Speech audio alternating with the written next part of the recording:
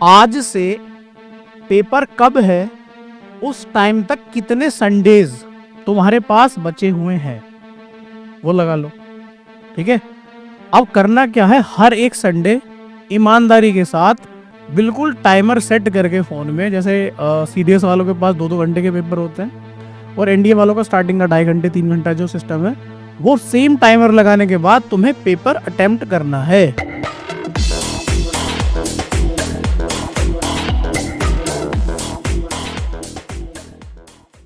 जय हिंद एवरीवन, कैसे हैं आप सब? And we are back with another video. और इसमें मतलब मैं एक दो बच्चों के डाउट क्लियर करने वाला हूँ यार। एक दो बच्चों के डाउट ये हैं कि सर रिटन एग्जाम ही क्लियर नहीं हो पा रहा है और समझ नहीं आ रहा कि शुरुआत करूँ कहाँ से। मतलब एक सब्जेक्ट पढ़ने शुरू करता हूँ तो उसमें लगता है कि यार पता नहीं कर पाऊंगा, नहीं कर पाऊंगा।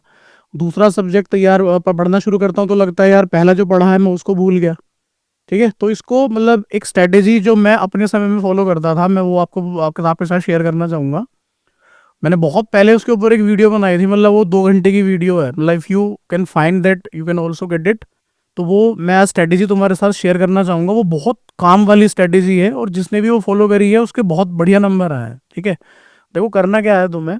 आज हम 2000 ऑलमोस्ट 24 के एंड में ही है, 25 में पहुंचने वाले हैं।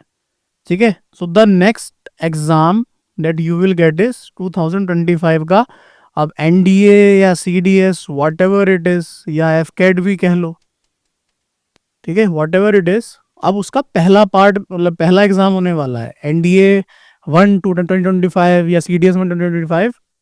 अब लेकिन क्या है कि 2025 से पहले के जो पेपर है, आप एक काम करो, पिछले 10 साल, ठीक है, 2014 से उठाओ। 10 साल तब पूरे होंगे, 25 क्योंकि आया नहीं है, 25 आने वाला है। तो 2014 से लेके भाई 2024 तक के सारे ही पेपर डाउनलोड करो। अगर बात कर रहे हो सीडीएस की, and if are going for IM में डाउनलोड, या आईएमए एफ नवल अकेडमी या ओटीए वाले, तो इंग्लिश, जीएस, मैथ्स सारे पेपर डाउनलोड करने हैं। उनकी आंसर कीज क्या रही होंगी उस टाइम पे, वो आंसर कीज डाउनलोड करनी है ऑफिशियल आंसर की। ये किसी कोचिंग इंस्टीट्यूट वगैरह की नहीं, ऑफिशियल आंसर की जो है आपको वो डाउनलोड करनी है। और इसका करना क्या है, आपको सब्जेक्ट वाइज स्पाइरल बाइंड करवानी है तुम्हें ये। ठीक है, स्पाइरल बाइंडिंग करवाओ बढ़िया। ये एक लग के कि भाई मेरा मैथ का ये पूरा स्पाइरल है, 2014 के पहले पेपर से इसकी शुरुआत होगी और 2024 के दूसरे पेपर पे ये पेपर खत्म होगा। तो तुम्हारे पास टोटल 20 क्वेश्चन पेपर होंगे। ठीक है, सेम चीज तुम्हें ये करनी है इंग्लिश के लिए, मैथ के लिए, जीएस के लिए, तीनों सब्जेक्ट के लिए तुम्हें स्पाइरल बाइंडिंग करवानी है, अलग अलग अलग स्पाइरल। और फिर तुम्हारे पास आंसर की भी हर एक की होगी। अब तुम गूगल पे जाओ, किसी भी ऐसे कोई मतलब एग्जाम्पल टाइप की मॉक वाले जो ओएमआर शीट्स होती हैं उनको डाउनलोड कर लो। ठीक है, और सेम चीज एनडीए के लिए भी है। जीएटी और मैथ के 2014 से लेके बेटा 2024 तक के सारे पेपर डाउनलोड कर लो along with the answer keys. Spiral bind करवा लिए। अब अगला काम क्या है, आज से पेपर कब है उस टाइम तक कितने संडेज तुम्हारे पास बचे हुए हैं वो लगा लो।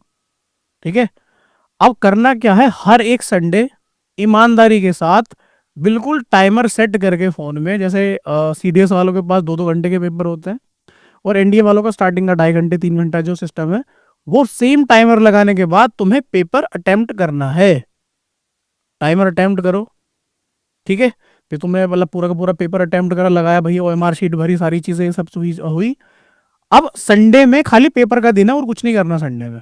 सुबह अर्ली मॉर्निंग तुमने पेपर दे दिया। अब पेपर जैसे खत्म करा तो आंसर की के साथ मैच करो कि भाई इसका मेरे कितने आंसर सही हैं, मेरे कितने गलत हैं। ठीक है, और जो कट ऑफ उस एग्जाम की गई थी तुम्हें उससे उसका लेवल 10% रेज करके करना है, क्योंकि 2014 का पेपर और 2025 का पेपर भाई दुनिया जहान का फर्क है।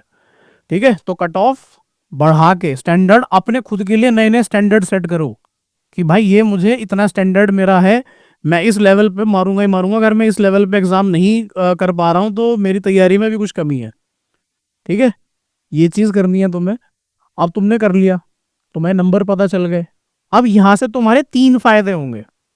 पहला फायदा, तुम्हें ये पता चलेगा तुम्हारी करंट प्रिपरेशन लेवल क्या है, कितने पानी में हो, किस किस सब्जेक्ट पे भी और काम करना है, तुम्हें वो पता चलेगा। और देखो यूपीएससी यार बड़ा डायनेमिक है, यूपीएससी कभी भी क्वेश्चन रिपीट नहीं करता as it is. However topics repeat होते हैं।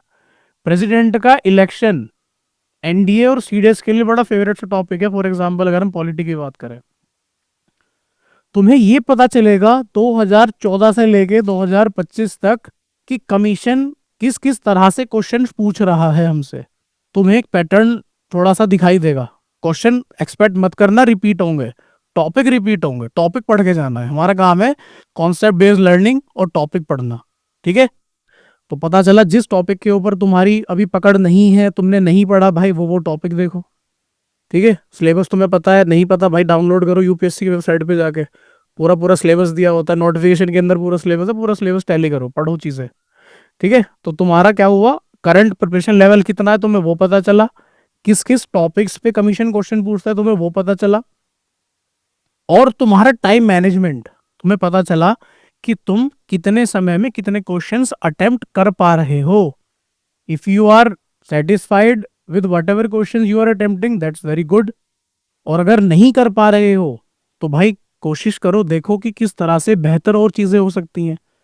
अब दो तरह से हो सकता है कि या तो तुम किसी कुछ क्वेश्चंस ऐसे हो जाते हैं जहां पे ऐसा ऐसा लगता है कि यार इसके दो ऑप्शन तो एलिमिनेट हो गए लेकिन दो अभी भी बाकी हैं, या तो इसमें से होगा या इसमें से होगा, लेकिन तुम पता नहीं कर पा रहे यार कौन सा होगा, उसमें दिमाग लगाना पड़ता है, फिर एलिमिनेशन मेथड लगता है उसमें।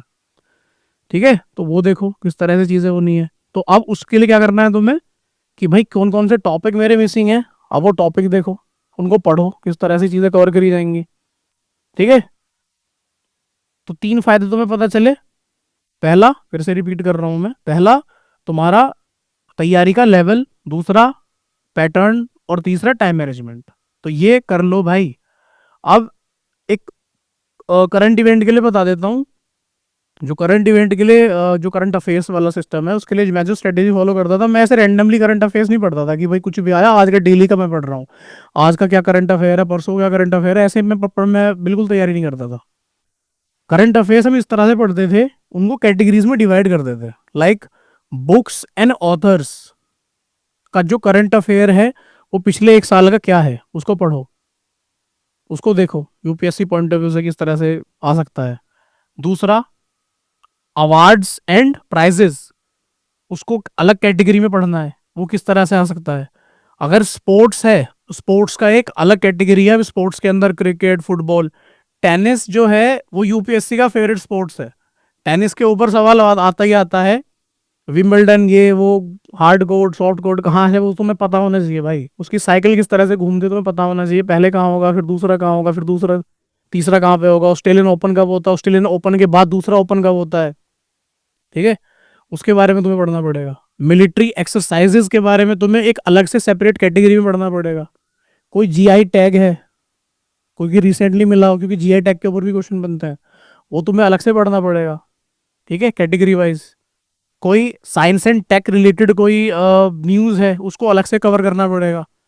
कॉन्फ्रेंसेस एंड समिट्स उसको अलग से एक कैटेगरी में पढ़ना पड़ेगा। तो आप कैटेगरी वाइज पढ़ना करंट अफेयर्स रेदर देन इसके।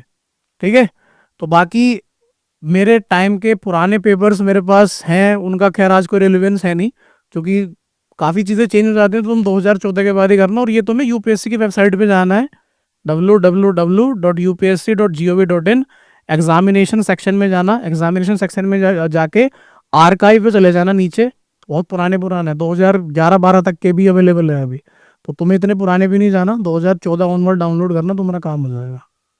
ठीक है, तो that's all for this particular video. Do let me no अगर रिटर्न में और कुछ तुम्हें जानना है, किस तरह से चीज़ें करनी है, कोई टॉपिक स्पेसिफिक या कुछ भी, then do let me know. ठीक है, टिल देन बाय गाइस, जय हिंद, जय भारत, सी यू।